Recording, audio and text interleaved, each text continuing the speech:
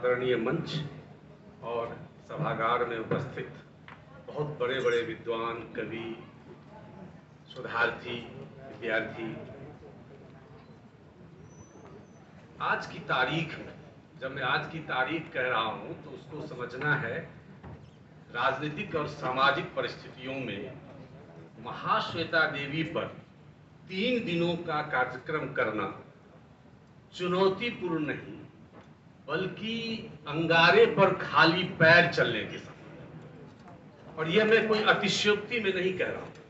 इसलिए मैं बनारस हिंदू विश्वविद्यालय के महिला अध्ययन और विकास केंद्र और बांग्ला विभाग और संयोजक आशीष जी को शुक्रिया अदा करता हूं कि उन्होंने अंगारे पर चलने का काम किया है। वो इसलिए, थोड़ी बात हम इस पर करेंगे कि अभी अभी जो भारत सरकार का हुक्म एक आया है कि 26 तक हिंदुस्तान को नक्सल फ्री हिंदुस्तान बनाना। ये आपको बता दें कि त्रिपाठी जी ने मुझे कहा था कि नक्सल और महाश्वेता देवी और लीली रे को जोड़ करके बोलना है, तो इस पर जोड़ करके बोलना है तो कुछ ना कुछ, इसीलिए मैं कह रहा हूं कि अंगारे पर चलने के समान है। तो भारत सरकार ने 26 तक देश को नक्सल फ्री इंडिया बनाने का आह्वान किया है और इत्तफाकन 26 जो है महाश्वेता देवी का जन्म शताब्दी वर्ष भी है। यह मैं नहीं कह रहा हूं कि ऐसा कुछ साजिशतन है, यह इत्तफाक है। और एक तरफ नक्सल फ्री इंडिया की बात है और दूसरे तरफ महाश्वेता देवी की रचना का अधिकांश हिस्सा उस नक्सल आंदोलन और नक्सल राजनीति को एक संवेदनशीलता के साथ, एक उसके पूरी जटिलता के साथ, उसके राजनीतिक सामाजिक संदर्भों के साथ देखने की कोशिश करती है। तो ये बात महत्वपूर्ण है। दूसरी बात यह है कि जब नक्सल फ्री इंडिया की बात होती है तो वो उनका मकसद बहुत कोई वो दांतेवाड़ा और गुरिल्ला युद्ध से नहीं।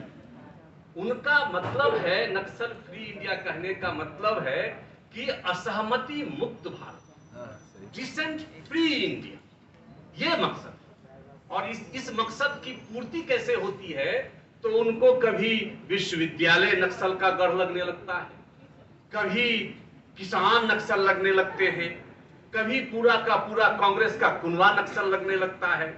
तो ये डिसेंट फ्री की बात है। तो इस डिसेंट फ्री के बाद जहां चर्चा चल रही हो वहां इस तरह की बात करना, और क्यों है, मैं थोड़ा पीछे आपको ले जाता हूं। सन 2016 जो महाश्वेता देवी का देहांत का वर्ष है और उसी 2016 के जुलाई में वो गुजरती हैं और सितंबर महीना में दिल्ली के बिल्कुल पास हरियाणा केंद्रीय विश्वविद्यालय में उनको श्रद्धांजलि का एक कार्यक्रम होता है। संजोग से 2 साल का दाना पानी उस विश्वविद्यालय का खाया हुआ है। 2011 से 2013 में वहां पढ़ाता था, तो थोड़ा सा वहां का जिक्र करना मैं अपना दायित्व समझता हूं। और उस 27 सितंबर 2016 को अंग्रेजी विभाग ने उनको श्रद्धांजलि देने के लिए उनका नाटक द्रौपदी का मंचन किया और बहुत सराहा गया उस नाटक को। लेकिन दूसरे ही दिन वो जो हरियाणा केंद्रीय विश्वविद्यालय जो महेंद्रगढ़ में स्थित है, दूसरे दिन महेंद्रगढ़ नारों और जुलूसों और क्या क्या में तब्दील हो गया और कहा जाने लगा कि भारतीय फौजियों को अपमानित किया गया है इस नाटक में। इसलिए जो अंग्रेजी विभाग के संयोजक स्नेह सता, एक एकदम यंग लड़की असिस्टेंट प्रोफेसर, और मनोज कुमार पर देशद्रोह का केस चले और विश्वविद्यालय को कटघरे में खड़ा किया गया। वीसी से लेकर के स्नेह सता तक के पुतले जलाए गए। इतना प्रॉब्लम हुआ कि मत पूछिए। अंत में विश्वविद्यालय ने घुटने टेक दिए और ये लोग बचे इसलिए कि देश और दुनिया के 50 बड़े विद्वानों ने इनके पक्ष में, स्नेह सता और मनोज के पक्ष में वीसी को पत्र लिखा और वो खुला पत्र लिखा, वो ऑनलाइन उपलब्ध है। उसमें आपको गायत्री एसपी वाघ, उसके बाद रोमिला थापर, रामचंद्र गुहा, आनंद तेलतुंबड़े, न जाने जितने भी इस तरह के एक प्रगतिशील सोच के हैं दुनिया भर के, उन लोगों ने लिखा। तो स्क्रॉल तो वो जमाना था जिस समय वो जल रहा था, क्योंकि मैं जुड़ा हुआ था, मैं एक एक घटना में सुन रहा था। तो वो एक चीज थी, जब विश्वविद्यालय का इतिहास आज की तारीख में एक सुदीर्घ विलाप का इतिहास लगने लगता है, वो घटना एक जो है वो व्यक्तिगत साहसिकता और सामूहिक विफलता का की घटना लगती, क्योंकि विश्वविद्यालय ने घुटने टेक दिए। हमारे हिंदी के प्रोफेसर अपूर्वा जी ने स्क्रॉल में लिखा और उम्मीद के साथ लिखा कि जब तक हमारे विश्वविद्यालय में स्नेहसता जैसे शिक्षक हैं, तब तक विश्वविद्यालय अपने घोर नाकामियों के बाद भी बचा रहेगा। तो मेरा कहने का मतलब है कि जब तक यह विश्वविद्यालय है और जब तक ये दोनों केंद्र हैं और जब तक आशीष त्रिपाठी जी हैं, विश्वविद्यालय बहस विमर्श और असहमति का साहस और सहमति के विवेक की जगह जो है विश्वविद्यालय बना रहेगा। ये एक मुझे लगता है। तो मैं ज्यादा जो है आपको इस पर नहीं बोलूंगा, किताब वगैरह पे थोड़ा सा केवल संकेत में करना चाहूंगा कि देखिए एक लोक सरकार कैसे काम करती है। कोई भी सत्ता हो वो इस तरह के विद्रोही तेवर के संस्थाओं को बर्दाश्त नहीं कर सकती है, लेकिन महाश्वेता देवी जिन्होंने पूरे नक्सल आंदोलन को बहुत संवेदनशीलता से देखने की कोशिश की, और क्योंकि उनकी रचनाएं क्या करती हैं, हम देखें कि देश में सबसे जो सुदीर्घ आंदोलन है, सबसे बड़ा आंदोलन है, सबसे व्यापक आंदोलन है, उन आंदोलनों में एक नक्सल आंदोलन है। 2005 में फ्रंटियर पत्रिका या आप मोहन राम जी की माओइज्म इन इंडिया पढ़ें या स्प्रिट विद इन स्प्रिट पढ़ें, उसमें उसकी व्यापकता, मतलब एक नक्सलवादी गांव, छोटा सा गांव से शुरू हुआ आंदोलन देश के 15 राज्यों और 170 जिलों में फैल गया, और अगर जनसंख्या के आधार पर लें तो वो देश का 10वां हिस्सा, और अगर क्षेत्रफल के आधार पर लें तो वो 4थाई हिस्सा इस आंदोलन में लगा हुआ था, मतलब इस आंदोलन से प्रभावित वो क्षेत्र था। तो ऐसे ही नहीं था। तो जिस दौर में वो नक्सल पूरा फैल रहा था, उस दौर में महाश्वेता देवी लिख रही थी, और उसी दौर में जिस सरकार की वो घोर आलोचना कर रही थी, उसी सरकार ने उन्हें 1979 में साहित्य अकादमी दिया, उसी सरकार ने उन्हें 1986 में पद्मश्री दिया, और उन्हीं सरकार ने 1996 में उन्हें ज्ञानपीठ दिया। स्नेहसता ने कहा कि मैं माफी नहीं मांग सकती, क्योंकि आप पहले उनका ज्ञानपीठ वापस कीजिए।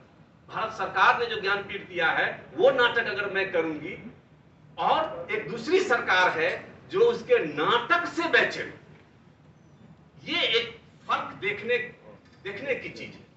और महाश्वेता देवी के अगर आप लगभग रचनाओं में नक्सल मूवमेंट की बात है, 3 रचनाएं उनकी सबसे ज्यादा प्रसिद्ध है, और वो एक रचना तो प्रसिद्ध हो गई, चूंकि गोविंद निहलानी ने फिल्म बना ली 1084 की मां पर, लेकिन मास्टर साहब और अग्निगर्भ जिसमें द्रौपदी और जल वगैरह कहानियां हैं, इसमें महाश्वेता देवी कहती हैं कि हम लोग विजेताओं का इतिहास लिखता है, हम पराजितों का इतिहास लिखते हैं, और उस पराजितों का इतिहास जो है उनको मालूम है कि हम कभी नहीं जीतेंगे।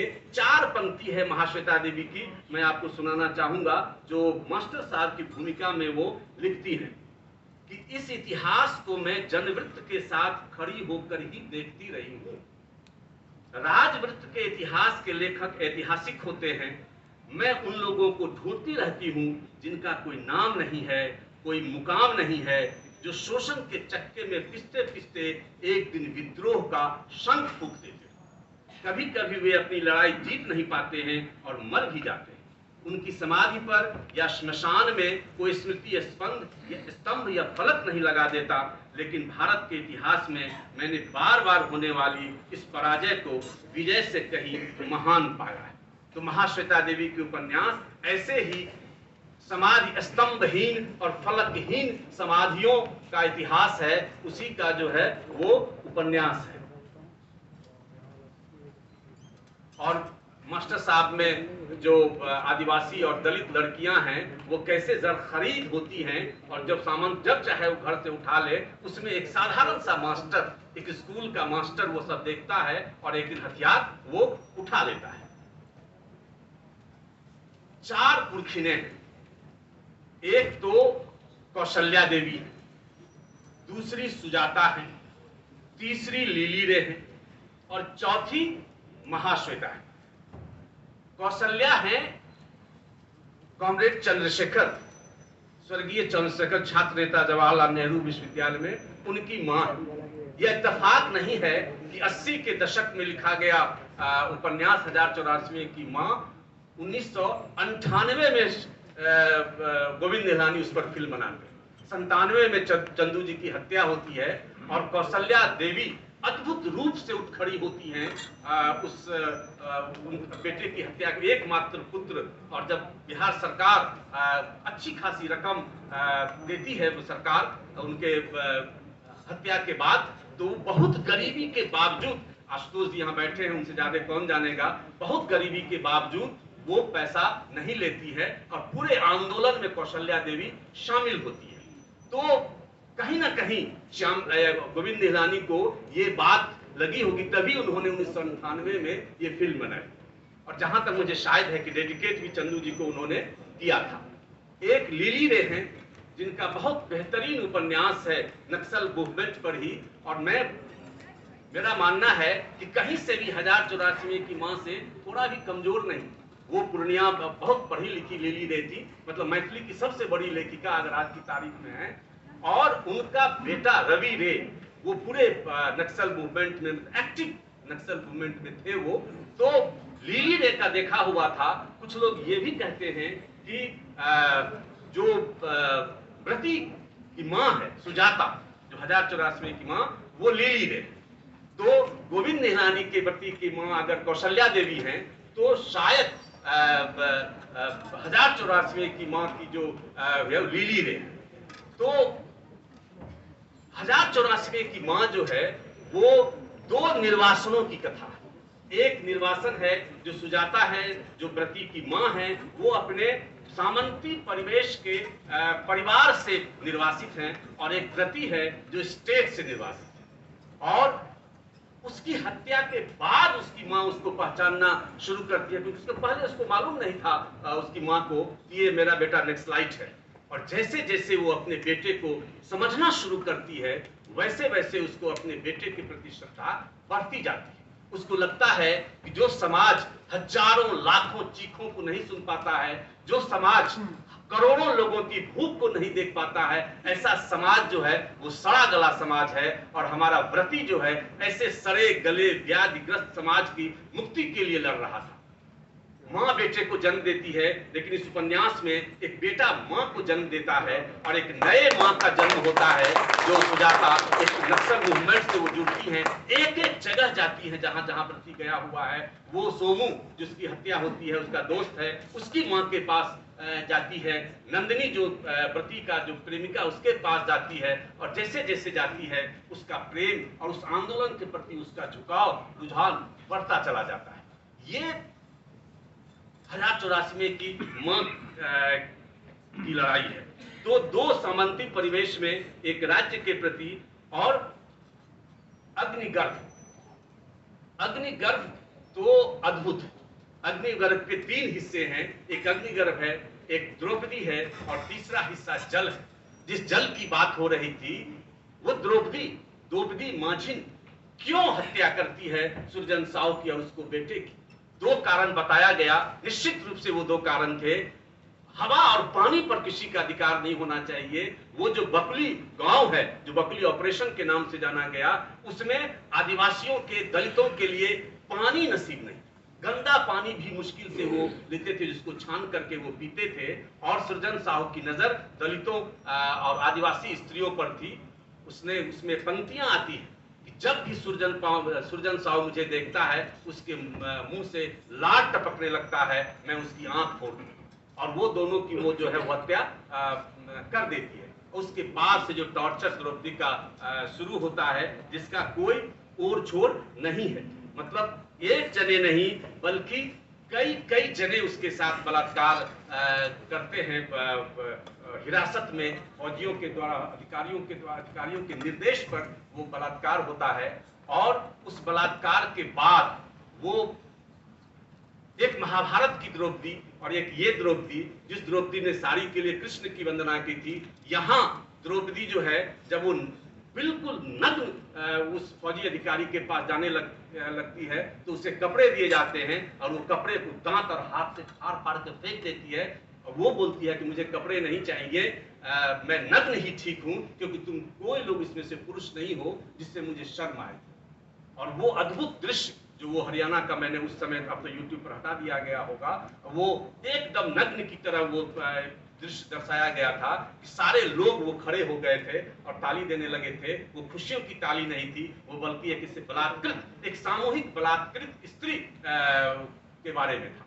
तो द्रौपदी एक सिंबल है।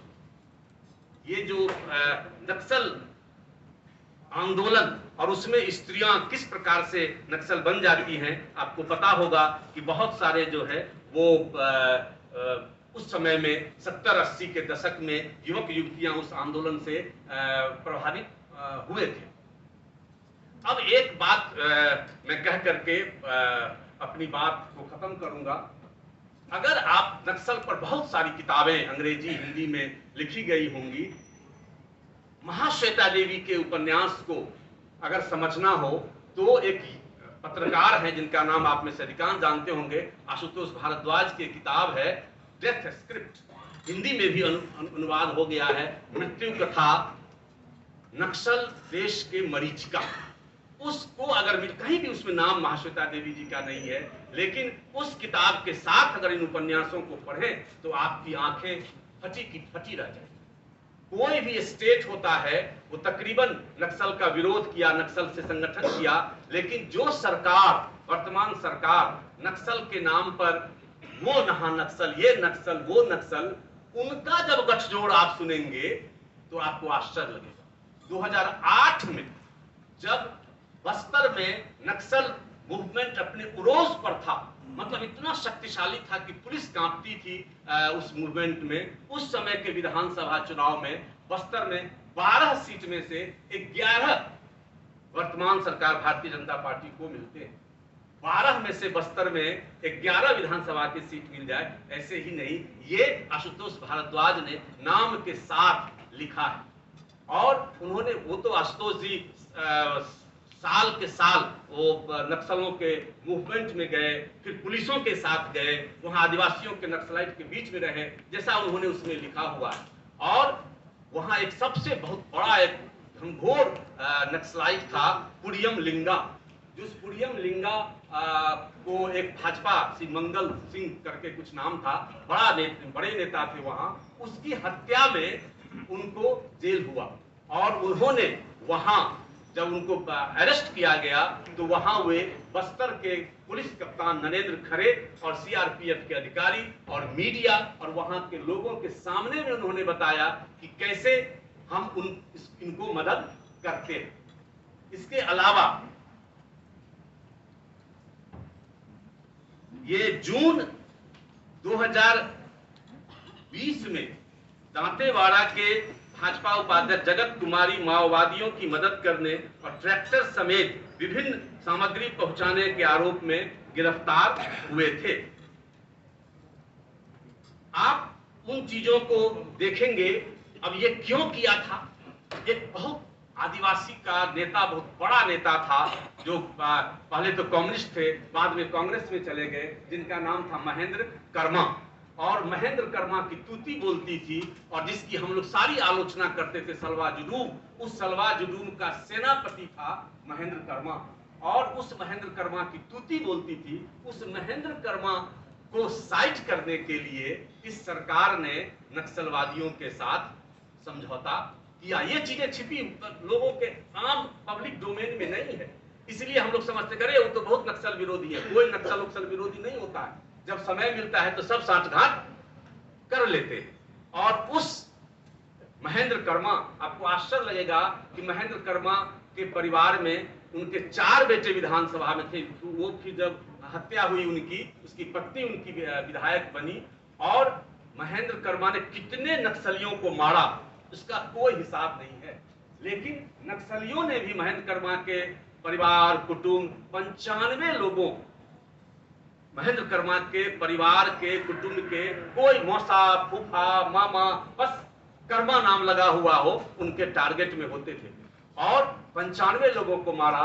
उस महेंद्र कर्मा को आदिवासी नक्सलाइट ने जब घेर के मारा था, उसके कुछ दिन पहले 8 आदिवासियों, निर्दोष आदिवासियों की हत्या हुई थी उनके द्वारा, स्टेट के द्वारा। तो महेंद्र कर्मा, जो अगर देश में कोई सबसे बड़ा नक्सलाइट संहारक के रूप में जाना जाता है, उस महेंद्र कर्मा ने अपनी हत्या, मृत्यु के कुछ दिन पहले क्या कहा था, जो सीधे सरोकार हमारे महाश्वेता देवी से जुड़ता है, जो पूरा फोकस महाश्वेता देवी के नक्सल मूवमेंट का है, वो है, उन्होंने कहा कि माओवादी फैलते हैं तो फैलने दो, लेकिन पुलिस की गोली से एक भी आदमी की मौत नहीं होनी चाहिए। ये वो व्यक्ति कहा था जो सबसे नक्सल के विरोध में, नक्सल संहारक के रूप में जाना जाता था। अंत में उसे एहसास हुआ कि इस नक्सल के नाम पर जो है आम आदिवासी मारे जा रहे हैं।